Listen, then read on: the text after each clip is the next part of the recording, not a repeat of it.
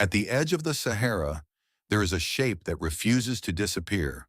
It has survived empires, earthquakes, invasions, religions, kings, conquerors, and every theory human imagination could throw at it. The Great Pyramid of Giza. For more than 4,500 years, it has stood in the desert like a question carved in stone. Who built it? How did they move blocks that weighed more than cars? How did they align an entire mountain of limestone with such precision? How did a civilization without steel machines, modern cranes, or computer modeling create one of the most exact and enduring monuments on Earth? The easy answers are everywhere. Slaves, aliens, lost technology, a vanished civilization, a secret so powerful that history had to bury it.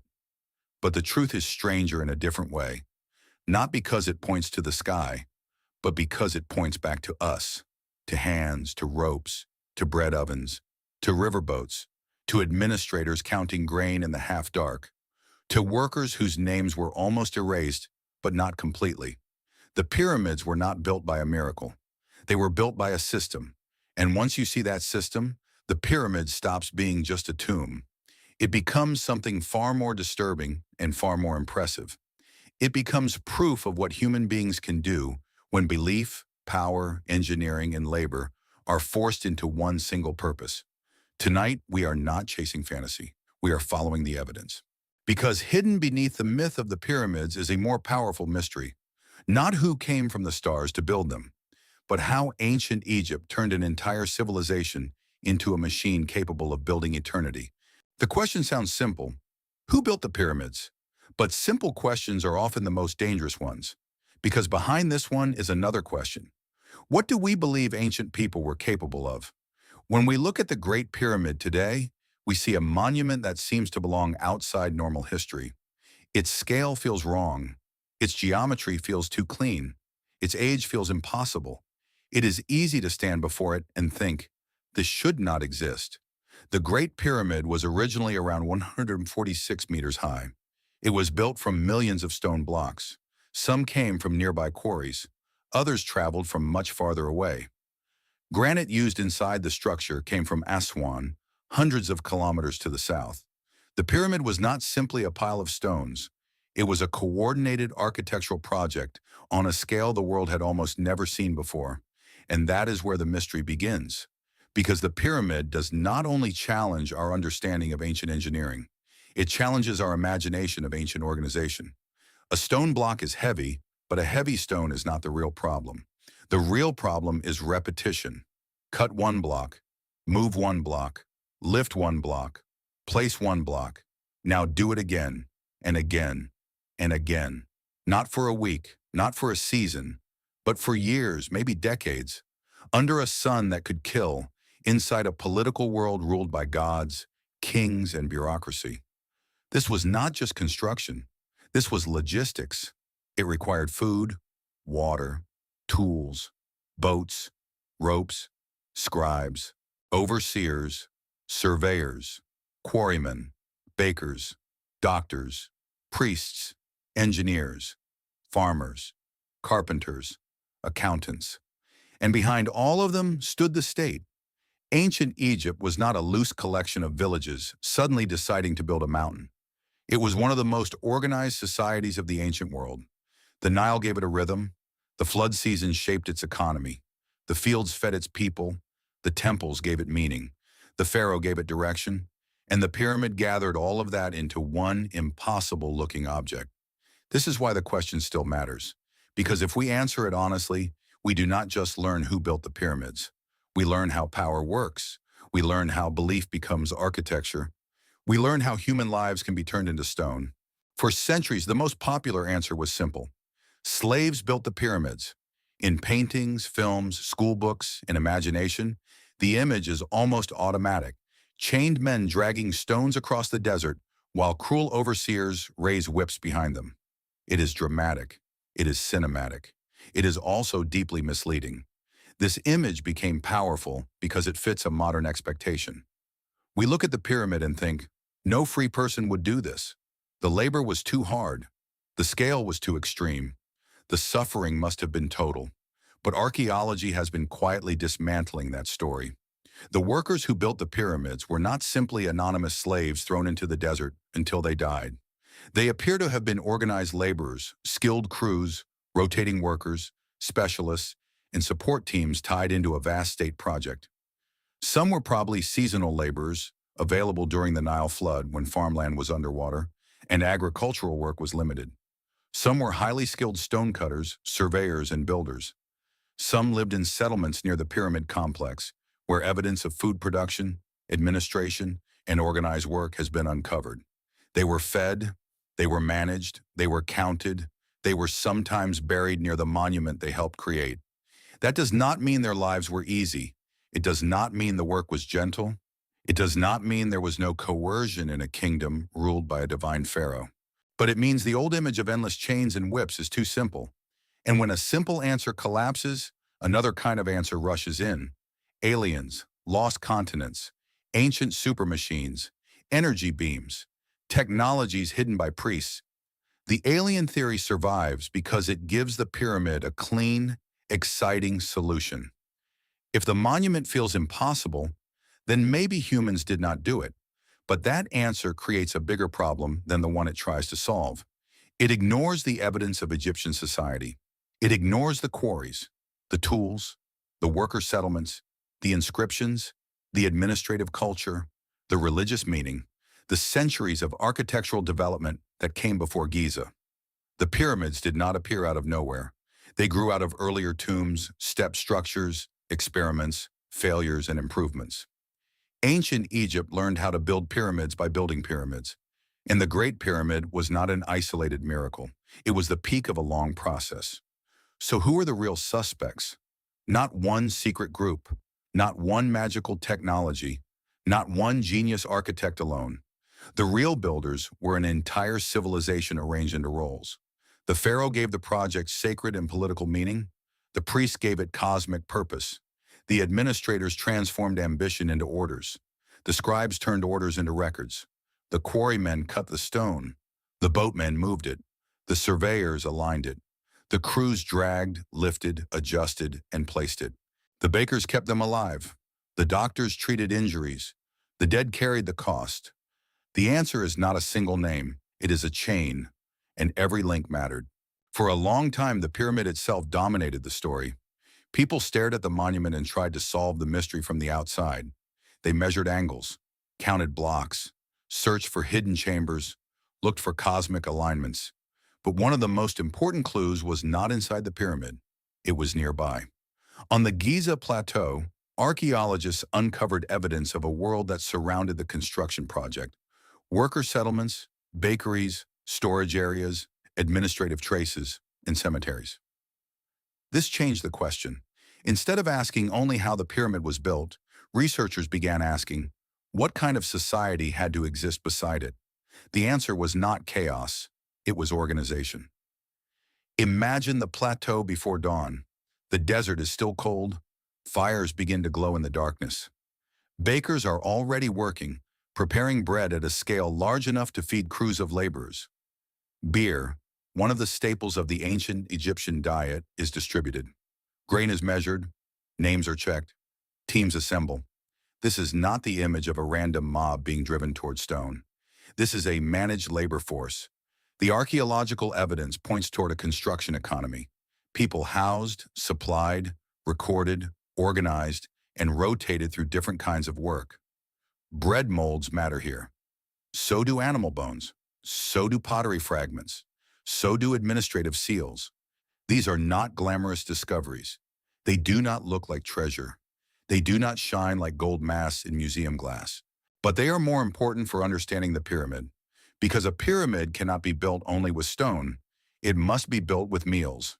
Every block placed on the monument required a system that could feed the people moving it. Every worker pulling a rope had to wake up, eat, receive instructions, work in rhythm with others, rest and return again. The pyramid is the visible monument. The invisible monument was the supply chain. Then there are the marks left by the workers themselves. Inside and around pyramid construction contexts, crew names and marks suggest organized teams with identities. Some inscriptions are almost startlingly human. They do not sound like the work of faceless slaves. They sound like groups with pride, groups who knew they belonged to something larger. Names connected to Khufu, the pharaoh associated with the Great Pyramid, appear in contexts that tie the project to royal authority and organized labor. These markings do not explain every detail, but they destroy the idea that the pyramid was built by invisible ghosts. People were there. They marked their presence. They left fingerprints in stone, and the cemeteries near Giza add another layer. Some workers were buried close to the pyramid complex. Their remains show signs of hard physical labor, stress, injury, strain. This is crucial. The evidence does not romanticize the project. It does not turn ancient labor into a gentle community festival. The work was brutal, bodies paid for it. Bones remembered it, but these burials also suggest that at least some workers were not treated as disposable enemies of the state. They were buried with care, near the sacred landscape they helped create. That is a very different story from the old image of chained masses dying nameless in the sand. It is not softer, it is more complicated. The people who built the pyramids were neither Hollywood slaves nor supernatural technicians. They were workers inside a system of power. Some skilled, some seasonal, some probably compelled by duty, taxation, obligation, or belief. Some proud, some exhausted, some injured, some forgotten, and some, against all odds, still faintly visible. Even if we accept that Egyptians built the pyramid, the hardest question remains. How? How do you move millions of blocks without engines? How do you raise stone higher and higher as the structure grows? How do you keep the base aligned? How do you prevent small errors from becoming catastrophic failures? The first thing to understand is that ancient engineering was not primitive. It was different. The Egyptians did not have steel cranes, but they had geometry. They did not have diesel engines, but they had ropes, sledges, levers, ramps, water, labor coordination, and generations of practical experience. They understood materials. They understood slopes. They understood balance. They understood repetition. They understood the Nile. A single tool can look simple in a museum case. A copper chisel, a wooden lever, a rope made from plant fiber. But tools do not work alone. Tools work inside systems. A chisel requires a quarryman who understands stone. A rope requires people trained to pull together. A sledge requires a path. A path requires preparation. A ramp requires maintenance. A boat requires water levels, timing, loading crews, and unloading sites. The pyramid was not built by one invention. It was built by thousands of ordinary solutions repeated with extraordinary discipline. Consider the stone. Much of the limestone was quarried nearby. Workers could cut blocks from the local bedrock, shape them, and move them to the construction site. For heavier and more specialized materials, especially granite used in internal chambers, the problem became more complex. Stone had to be transported along the Nile, loaded and unloaded with control, then moved across land. This is where the river becomes central.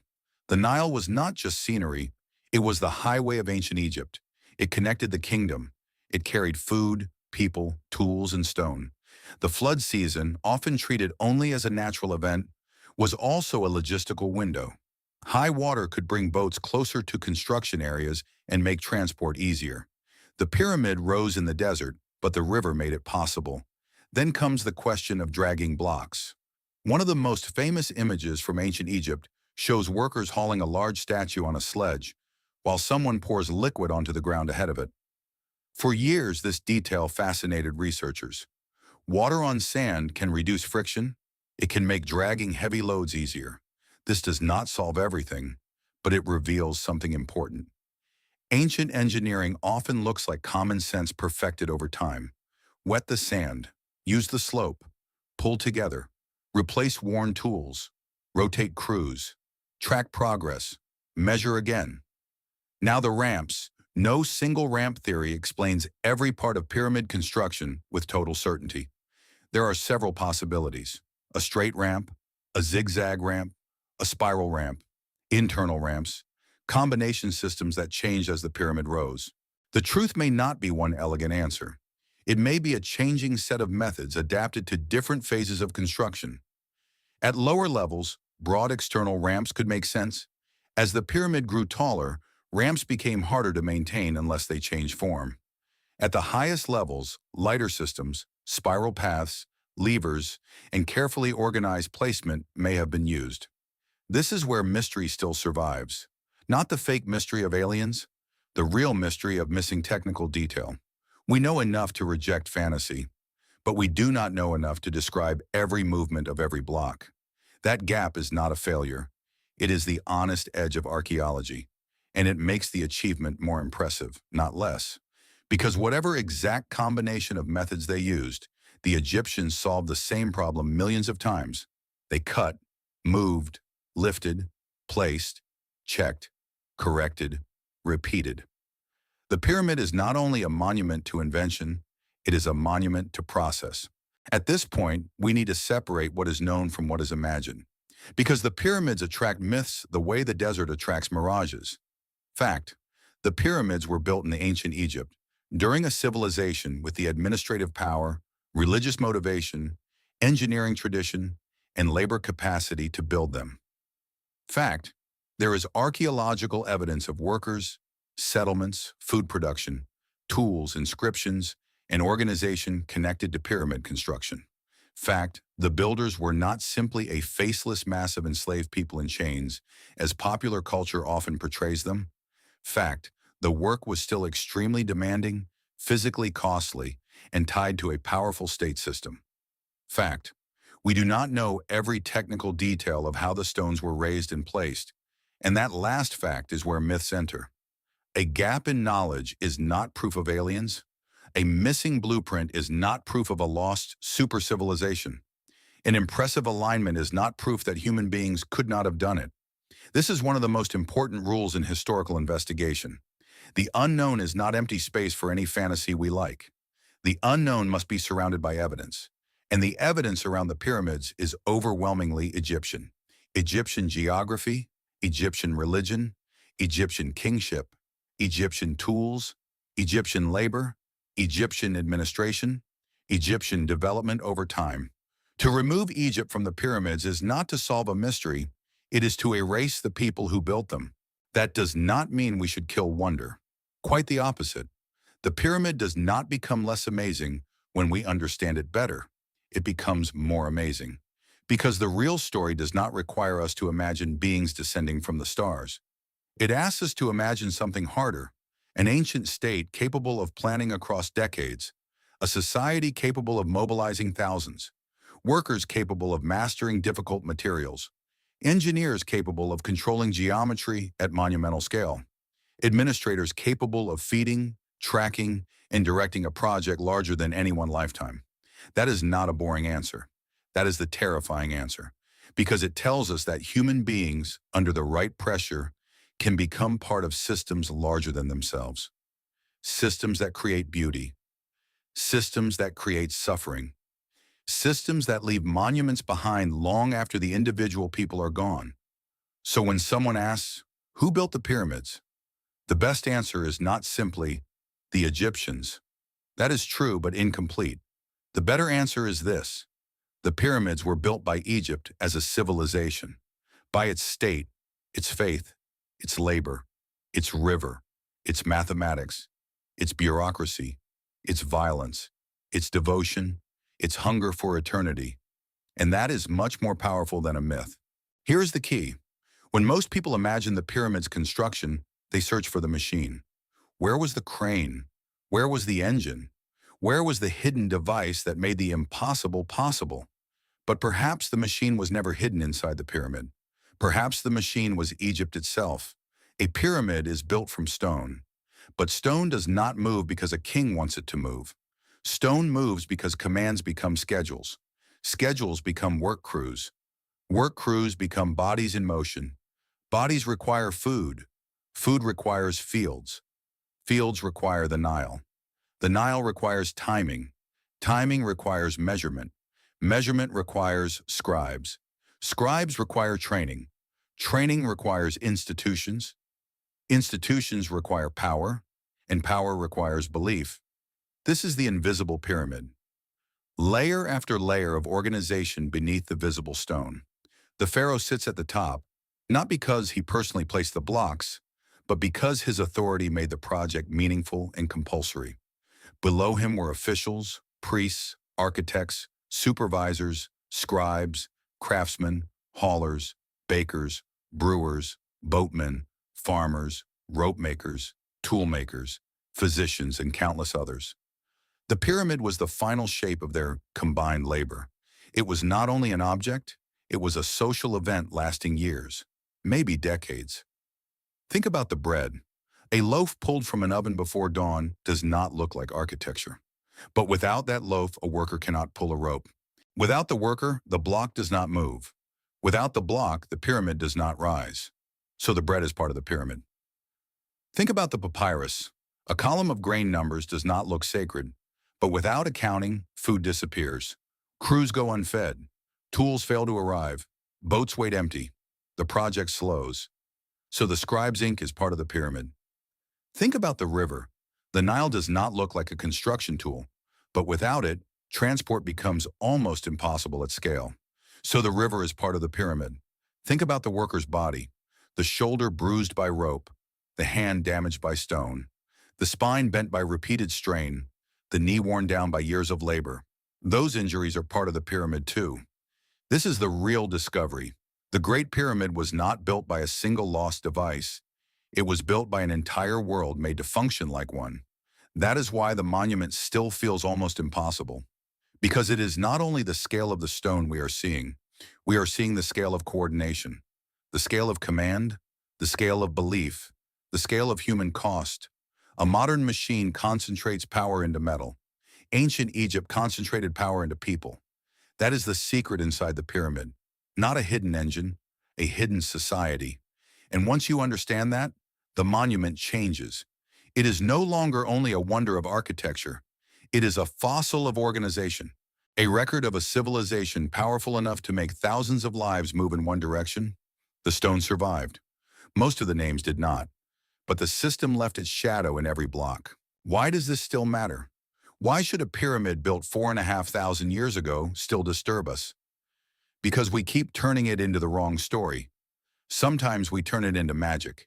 Sometimes we turn it into conspiracy. Sometimes we turn it into evidence that ancient people were not really responsible for their own achievements. And sometimes we turn it into a simple celebration of human greatness without looking at the cost. But the pyramid resists all of that. It is too real for fantasy and too brutal for simple admiration. It is beautiful. It is magnificent. It is also the result of immense pressure placed on human bodies. It represents planning, skill, and devotion. It also represents hierarchy, command, and a state powerful enough to redirect lives toward a royal afterlife. This is what makes it important. The pyramids remind us that civilization is never only ideas. Civilization is logistics. Someone must bake the bread. Someone must count the grain. Someone must pull the rope. Someone must bury the dead. Behind every monument, there are people whose names rarely survive. Behind every symbol of power, there is a system that made it possible. When we say, the pharaoh built the pyramid, we are speaking in the language of kings. When we say, the Egyptians built the pyramid, we are closer. But when we look carefully at the evidence, we see something more human. A quarryman reading a crack in limestone, a boatman waiting for the right water level, a baker working before sunrise, a scribe recording rations, a supervisor calling a crew to work, a surveyor checking a line against the stars, a worker dragging stone across prepared ground, a physician wrapping a damaged hand, a family waiting in a village by the Nile. These are the people hidden inside the monument, and they matter because history often remembers the powerful through architecture and forgets everyone who made that architecture possible. The pyramids force us to ask a difficult question. What is greatness worth? Is it worth the labor of thousands? Is it worth pain? Is it worth a lifetime spent serving someone else's eternity? Ancient Egyptians may not have answered that question the way we do. For them, the pyramid was not simply a vanity project. It was tied to cosmic order, kingship, religion, and the relationship between the living and the dead. To build for the pharaoh was to participate in a world where divine order mattered. But belief does not erase labor. Meaning does not erase pain. and beauty does not erase cost. That is why the honest story is stronger than the myth. The pyramid was not built by helpless slaves alone. It was not built by aliens. It was not built by magic. It was built by a civilization that could organize human life at extraordinary scale. And that should impress us. It should also make us uneasy. Because the real power of the pyramid is not that it proves ancient people had impossible technology. It proves they had something more familiar: authority, faith, administration, labor, and the ability to turn human time into permanent stone. So who built the pyramids? Not aliens, not a lost race, not a single genius with a secret machine, and not only the pharaoh whose name survived. That is the answer many people expect. One name, one ruler, one architect, one hidden method, one missing technology. But the truth is larger than that. The pyramids were not built by a single pair of hands. They were built by a chain of human lives. A chain so long that it stretched from the flooded fields of the Nile to the limestone quarries, from the bakeries before sunrise to the silent burial grounds at Giza, from the orders of the royal court to the hands of men pulling rope in the dust. The pyramids were built by quarrymen whose hands understood stone, men who could look at a wall of limestone and see where it would split, men who knew the sound of a good strike, the weakness hidden inside a crack, the difference between stone that could be shaped and stone that would betray them. They worked in heat, in dust, in repetition. Not once, not for one dramatic moment, but day after day, strike after strike, block after block. The pyramids were built by boatmen who trusted the Nile. They watched the river rise and fall like a living clock. They knew when the water was generous and when it was dangerous. They guided cargo that could crush a man in a second. They moved stone through a landscape where the river was not background. The river was the road. The pyramids were built by bakers whose ovens burned before dawn. Before the first block moved, someone had to make bread. Before the first rope tightened, someone had to feed the people who would pull it. A loaf of bread does not look like architecture. It does not look like a monument. But without bread, the pyramid remains a dream drawn on papyrus. Without food, belief cannot move stone. The pyramids were built by brewers, by grain counters, by people carrying jars, by hands measuring rations in the half-light. They were built by scribes whose ink held the project together. A scribe did not lift a block, but he lifted the system. He wrote names. He counted grain. He recorded deliveries. He marked teams. He turned labor into numbers and numbers into control. His work was quiet. No one makes heroic statues of a man writing a ration list. But without the ration list, the heroic monument collapses into confusion. The pyramids were built by surveyors watching the stars, by men who measured not only earth but sky. They were built by people who understood that a monument meant for eternity could not be placed carelessly. The base had to be true. The lines had to hold. The angles had to speak the language of order. In a world where the pharaoh was connected to the gods, geometry was not merely technical. It was sacred.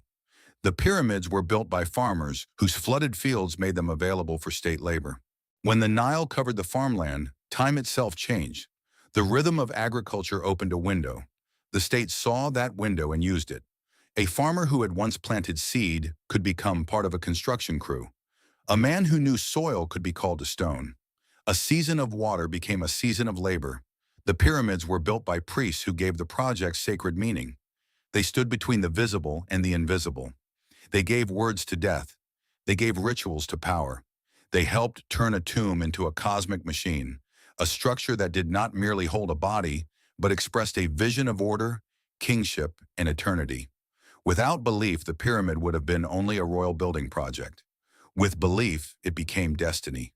The pyramids were built by administrators who turned belief into schedules, by supervisors who turned schedules into commands, by crew leaders who turned commands into motion, by workers who turned motion into stone, and by bodies that were strained, injured, fed, counted, organized, and sometimes buried near the very monument they helped raise. This is the part that must not be softened. The pyramid was a triumph, but it was not weightless. It was not built in a clean dream of ancient genius. It was built through backs, shoulders, knees, hands, hunger, discipline, fear, pride, obedience, faith, and exhaustion. Every civilization likes to remember its monuments. Few civilizations remember the bodies that made them possible. But the pyramid remembers, not in words, in pressure, in mass, in the way each block rests upon another. The pyramids were built by Egypt, all of it, its river, its fields, its kings, its gods, its numbers, its bureaucracy, its violence, its devotion, its fear of death, its hunger for permanence, its ability to make thousands of people move as one. That is the answer hidden in plain sight. And maybe this is why the pyramids are still so difficult to accept. Not because they are too strange, but because they are too human. A fantasy explanation can be comforting. Aliens are simple. Lost technology is simple. A secret machine is simple. Those answers let us admire the monument without thinking about the society behind it. They let us keep the pyramid as a magic object, floating outside history. But the real answer puts it back on the ground. It puts it in the hands of people. It puts it in the heat, in the mud of the Nile, in the dust of the quarry, in the smell of bread ovens, in the scratch of a reed pen on papyrus, in the silence of worker graves. The Great Pyramid does not need aliens to be mysterious. It does not need fantasy to be magnificent. It is already almost beyond belief as a human achievement. That is what makes it powerful. When we look at it, we are not seeing a riddle solved by the sky.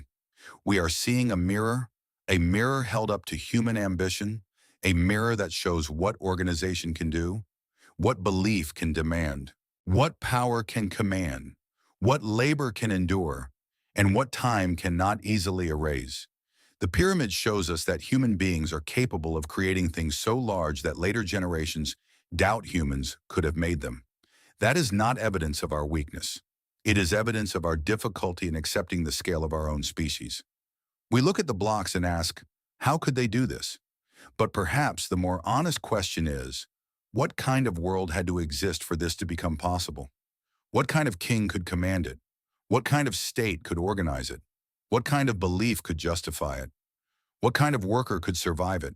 What kind of memory could preserve it? Most of the people who built the pyramid are gone without portraits, without statues, without biographies. Their faces were not painted on the walls of royal tombs. Their stories were not preserved in long inscriptions of victory.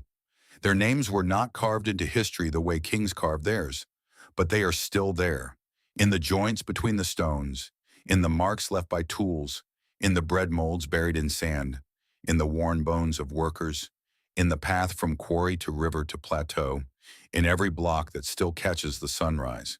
And when morning light hits the pyramid, it does not only touch the monument, it touches all of them.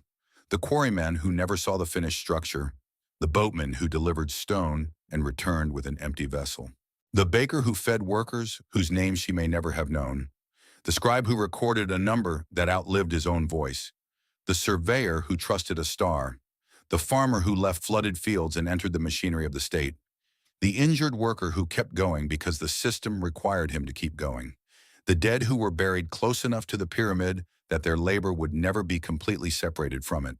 The pharaoh wanted eternity, but eternity kept more than his name. It kept the evidence of the people who made him eternal. And that may be the deepest irony of the pyramids. They were built to preserve the power of one man, but in the end, they preserved the labor of thousands. The king received the monument, but the workers became inseparable from it. The royal name survived in inscriptions, but the human system survived in the stone itself. That is why the pyramid is not only a tomb. It is a record of unequal memory, a record of who history chooses to name, and who history forces us to recover through fragments. A broken tool, a ration mark, a worker burial, a settlement wall, a trace of bread, a line of ink. These fragments are small, but together they speak against the silence. They remind us that the greatest monuments are never made by power alone. They are made by human beings, by ordinary hands forced, inspired, organized, and remembered only through what they left behind. And this is where the pyramid becomes more than an ancient mystery.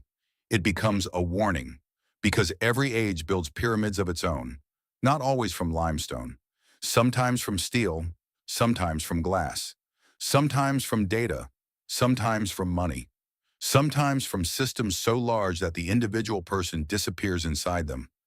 We still live among structures that depend on invisible labor. We still admire monuments without always asking who paid the cost. We still celebrate power in its finished form and forget the chain of people beneath it. Ancient Egypt is distant, but the question is not distant. Who builds the things we admire? Who carries the weight? Who is named?